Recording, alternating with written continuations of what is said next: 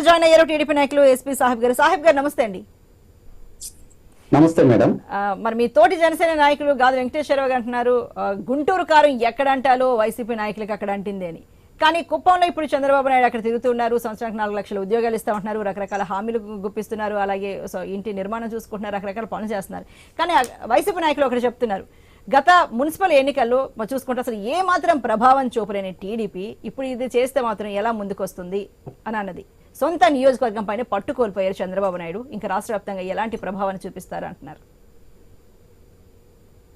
తమరికి ప్యానెల్లో ఉన్నటువంటి పెద్దలకు ఐడి న్యూస్ వీక్షకులందరికీ కూడా నా నమస్కారాలండి. నమస్తే. మొట్టమొదటిసారిగా చంద్రబాబు గారి గురించి మీరు మాట్లాడారు. మీరు గమనించాల్సినటువంటి అంశం ఏంటంటే, మరి ఈ 57 నెలల్లో చంద్రబాబు నాయుడు గారు కుప్పం నియోజకవర్గం పలుసార్లు సందర్శించారు. అక్కడ ఉన్నటువంటి నాయకులతో కావచ్చు, కార్యకర్తలతో కావచ్చు, వాళ్ళ యొక్క ఆలోచనలు పంచుకున్నారు. అదేవిధంగా వాళ్ళకి ఎప్పుడు ఏ అవసరాలు ఉన్నాయో ఆ అవసరాలను తీర్చే విధంగా ఆయన ముందడుగు వేశారు. కరోనా సమయంలో కూడా అక్కడ పర్యటించి మరి ఆక్సిజన్ ప్లాంట్ ని కూడా అక్కడ నెలకొల్పారు. At the same time Jaganmohan Reddy గారు ఎప్పుడైనా కానీ పులివెందుల్లో ఉన్నటువంటి తన నియోజకవర్గంలో పర్యటించారా? అఫ్ కోర్స్ వాళ్ళ ఎమ్మెల్యేలందరినీ మెల్లో సంచులేసుకొని గడప గడప కార్యక్రమం, జగనన్న నీకు తోడుగా అని కొన్ని కార్యక్రమాలు పెట్టారు. అప్పుడైనా కానీ ముఖ్యమంత్రి గారు మెల్లో సంచేసుకోలేదే.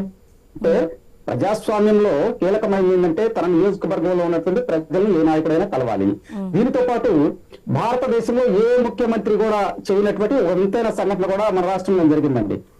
ఈ 57 నెలల్లో ఒక్కసారైనా కానీ జగన్మోహన్ రెడ్డి గారు ప్రెస్ మీట్ పెట్టారా? ప్రెస్ మీట్ పెట్టలా. నేను ఎందుకు అంటున్నానంటే ప్రజాస్వామ్యంలో ఇవన్నీ కూడా చాలా కీలకమైనటువంటి అంశాలు. ముఖ్యమంత్రి గారికి తన నియోజకవర్గంలోనే పట్టు లేకపోతే 175 కాన్స్టిట్యున్సీలో ఏ విధంగా పట్టు ఉంటుందండి? ఇప్పుడు ఆఫ్ కోర్స్ గుంటూరు విషయానికి వద్దాం. వాస్తవంగా రాజకీయ ముఖ చిత్రంలో గుంటూరు అనేది చాలా కీలకమైనటువంటి విషయం అండి, చాలా కీలకం. మీరు చూడండి, అన్ని సామాజిక వర్గాల వారికి ఇక్కడ సీట్లు ఉంటాయి.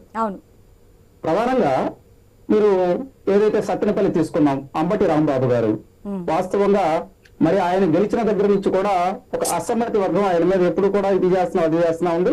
దానితో పాటు ఒక ఎమ్మెల్యే పదవిలో ఉన్నప్పుడే ఆయన చేయకూడనటువంటి పనులు చాలా చేశారు. అవి సోషల్ మీడియాలో కూడా తిరిగినాయి.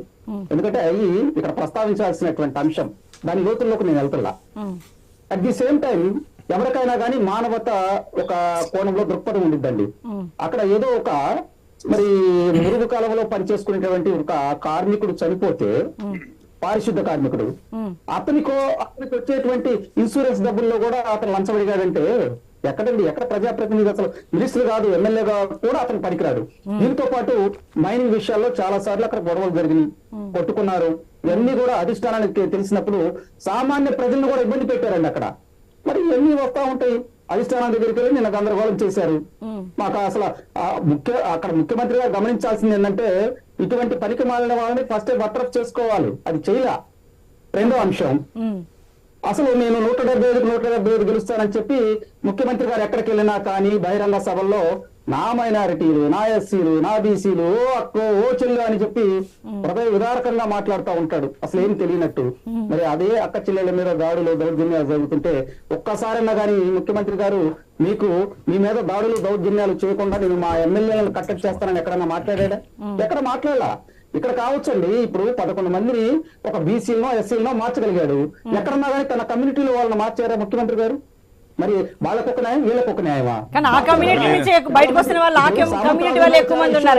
నెల్లూరు వాళ్ళందరూ అదే కమ్యూనిటీ.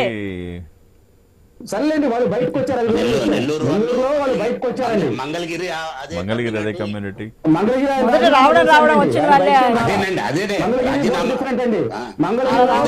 నాకు అన్యాయం చేస్తున్నారు జగన్మోహన్ రెడ్డి గారు అని చెప్పి బయటకు వచ్చారు. కమ్యూనిటీ అనుకున్నప్పుడు మంగళగిరి ఆయన మరి మంగళగిరి ఆయన వెళ్తే వేరండి, ఆయన రాజీనామా చేసి వెళ్ళిపోయారులే సార్. ఆ సిచ్యువేషన్ వేరు. సో రాజకీయాల్లో ఏంటంటే ఎప్పుడు కూడా సామాజిక అంశాలతో పాటు అక్కడ ఉండే పరిస్థితులు ఇవన్నీ వస్తాయండి. వైకాపా పార్టీలు ఈ రోజు చూడండి 80 మంది ఎమ్మెల్యేలు, సిట్టింగ్ ఎమ్మెల్యేలు నేను మార్చేస్తానంటున్నారు. ఖచ్చితంగా వాళ్ళు ఇప్పుడు ముఖ్యమంత్రి గారికి ఎదురు తిరిగే పరిస్థితి. ఈ రోజు చూడండి రేపల్లి ఇష్యూ, మరి రేపల్లి ఇష్యూలో కూడా అదే విధంగా జరుగుతూ ఉంది. వాళ్ళు వచ్చేసి ముఖ్యమంత్రి గారి క్యాంప్ కార్యాలయం దగ్గరకు వచ్చి లేదు మొక్కదేవి గారికి అవకాశం ఇవ్వండి అని చెప్పి వాళ్ళు గొడవ చేశారు. అదేవిధంగా మీకు సత్తెనపల్లిలో ఉన్నటువంటి చాలా మంది కార్యకర్తలు, సెకండ్ క్యాడర్ నాయకులు వచ్చి ముఖ్యమంత్రి గారి క్యాంపస్ దగ్గర మాకు అసలు ఇతను వద్దండి అని చెబుతున్నారు. ఒక పక్క నేను అనేది ఏంటంటే సామాజిక అంశంతో పాటు ఒకటేనండి. ఇప్పుడు ముఖ్యమంత్రి గారు పలు దఫాలుగా సభ్యులు చేయించుకున్నారు. ఏదైతే మేము జనసేన కలిసామో మా బలం పెరిగింది. అదే విధంగా మేము చేసే కార్యక్రమాల వల్ల కూడా వైకాపా వాళ్ళకి కంటి మీద కురుకున్నట్లా ఈ దశలో ఎవరన్నా మార్చాలంటే మొత్తం భద్రం చేసి అందరూ మార్చేస్తా ఉన్నారు. వాస్తవంగా ఎప్పుడైనా రాజకీయాల్లో చూడండి, ఒక మంత్రి ఉన్నప్పుడు ఇంకొక అతను తీసుకొచ్చి ఇన్ఛార్జిగా అక్కడ వేయరు. ఇంకో ఎమ్మెల్యే ఉన్నప్పుడు అతని పదవీ కాలంలో అక్కడ ఏదైనా కానీ ఇష్యూ జరిగి పార్టీకి డ్యామేజ్ చేసేటప్పుడే మారుస్తా ఉంటారు రాజకీయాల్లో. కానీ ఇప్పుడు వైకాపా పార్టీలో జరుగుతుంది, ఇక్కడ చెత్త తీసుకెళ్లి అక్కడ చెత్త వేస్తే ఈ చెత్త బంగారం కాదు కదండి. ఎక్కడైనా కానీ పనిచేసేవాడు అంబటి రాంబాబు గారు అన్నారు కదా, మెటీరియల్ బాగుంటే మేస్త్రి ఏం చేస్తాడని. అంటే మెటీరియల్ బాగోపోయినప్పుడే కదా ఇవన్నీ వచ్చేది. మేస్త్రి అందరినీ మార్చేస్తున్నారు, మెటీరియల్ బాగోదు అక్కడ.